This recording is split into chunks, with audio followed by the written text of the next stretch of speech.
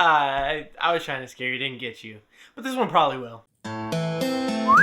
But today we're back with Jumble Joan, a bite-sized story in the creepy series by our favorites, Rose Impey and Myra Kemp. Back at it again. And we'll see if it's better than ever. I don't know. I don't know how it matches up. I haven't read it, but it is a bit smaller than the other books. Size comparison for Scare Yourself to Sleep. Flatman is also this size. But yeah, it's quite a bit smaller. Let's just jump into it. But I don't know. Something just doesn't feel right. Like the mood isn't set. I think I got something. I'll be right back. We're back. The mood is set. I am in my best emo boy attire. And we're ready to hop into the story that our authors have laid out for us. There is a dark and dusty attic in my grandma's house. I never go there on my own, but one day, my friend Mick and I decided to take my little sister there to scare her. It was all Mick's idea. After dinner, while Grandma was taking a nap, we led my little sister up the stairs. At the top, I whispered, "Are you sure that you want to go in?" Mick answered, I am sure if you are sure." So I turned the handle, and the door creaked open. We tiptoed in. The attic was full of old things that were packed in boxes and bags. Piles of stuff covered the floor.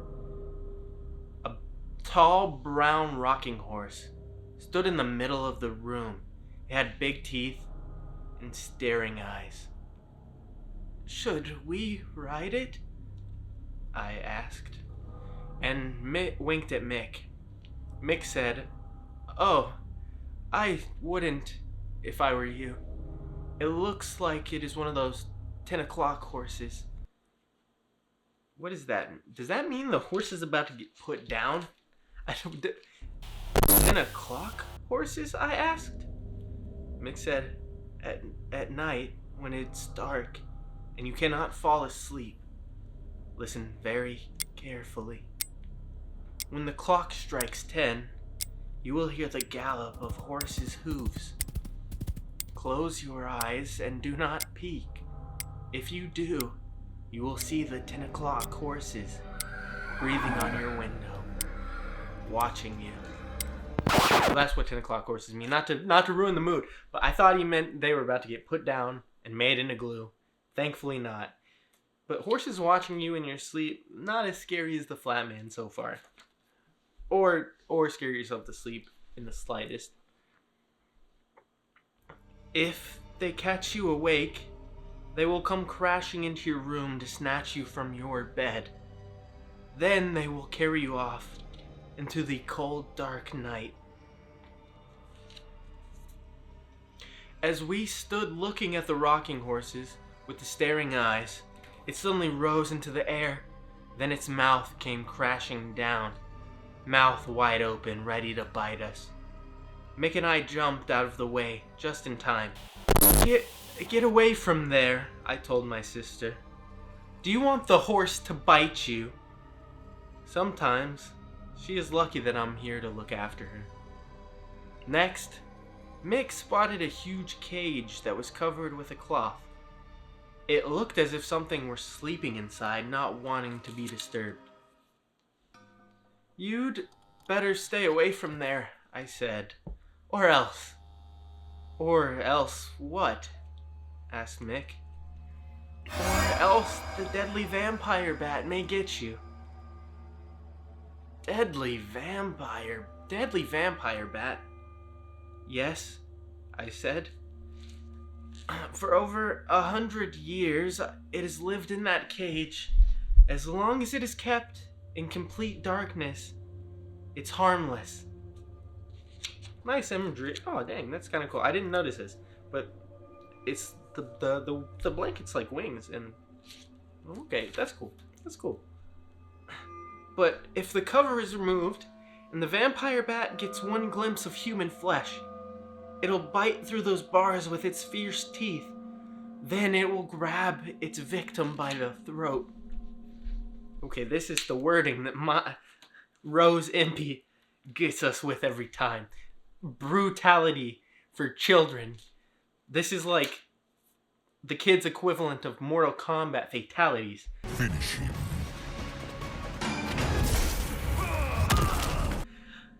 Mick was suspicious, but I could see him watching the cage, just in case it moved. Then it did. It started to shake as if something were inside. We're waking up. Slowly, the cover began to slip off the cage. Mick and I backed away, bumping into one another. We started to scream, but then we stopped. We don't scare that easily. It was only a stuffed parrot that was full of moth holes. Mick and I didn't think it was funny, but my sister laughed. 'Cause she's tormenting you. Come here, I said. I took her hand. I will need to keep my eye on you. It was too late, though. My sister had spotted the closet, and she wanted to play dress up. Mick soon put a stop to that. You'd better watch out, he said. Or Jumble Joan may get you. Jumble Joan, I asked. Mick winked at me. She is a horrible old woman who kidnaps little children, he said. Little girls mostly, I said, with light-colored hair and blue eyes. She waits dark in the cupboards and deep in the closets, said Mick. She hides in attics, pretending to be nothing but a pile of old clothes. These fuckers are evil. How dare they scare this? I'm guessing like 5-6-year-old girl like their sister. But I guess that's something siblings do. I wouldn't know. I have two, but I didn't grow up with them. Maybe that's the source of my trauma for these books. When it is quiet and starting to get dark, she stands up on her big, rubbery legs and wobbles out, searching for little girls to steal. She's a predator. When you least expect it, I said. She shuffles up behind you, drops to the floor, and lies there, without moving. Little by little, Mick said, she edges herself closer and closer. Then, quick as a flash, she grabs you and stuffs you into her great big skirt. No matter how loud you scream, no one will hear you, I told her. You will be trapped. She will carry you, struggling, back to her cold, dark den. It was chilly in the attic now. The wind blowing through the skylight. It was getting dark. The clothes that hung from the closet door began to rustle and move. The empty arms of the coat seemed to be moving towards us. Mick and I looked at each other. We didn't say anything. Very slowly, we began to move. Right behind us, in the middle of the floor, was a huge pile of clothes. It lay there soft and lumpy, blocking our way to the door. Mick, I whispered, pointing. Mick nodded. We stared at the pile. We could see two beady little eyes peeking out from the layers. Skirts, scarves, and sweaters. They were watching us carefully. We tiptoed around the pile. Wonder who this could be. We were almost to the door and Mick reached out for the handle. Suddenly the mountain of clothes rose up, rushed toward us, and tried to grab us. "Gotcha!" it said. "And it's the sister!" Ah! Mick and I didn't waste a second though. We ran out the door and down the stairs as fast as we could. We didn't even wait for my sister, who was the one trying to kill us, may I add. She can take care of herself, I said. And there she was at the top of the stairs.